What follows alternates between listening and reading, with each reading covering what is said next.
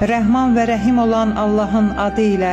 Ey aləmlərin Rəbbi olan Allahım, bugün də sənə qul olaraq əl açırıq. Bugün də bütün şərləri bizdən uzaq eylə. Heç ummadığımız bəlalardan bizləri qoru. Xoşbəxtçiliyi, huzuru, sevinci xeyirli bir şəkildə bizlərə ihsan eylə və bizləri sevdiklərimizdən ayrı salma. Sən bizlərə rəhmətinlə və mərhəmətinlə müamilə eylə. Ya Rəbbim, sən bizləri razı olduğun qullarından eylə.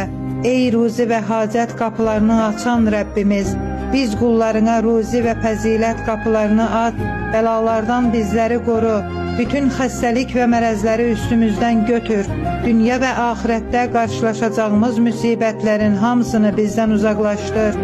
Allahım, səndən dəyişməyən iman, tükənməyən nemətlər və bir də Həzrəti Muhammedlə birlikdə ən uca əbədi cənnətdə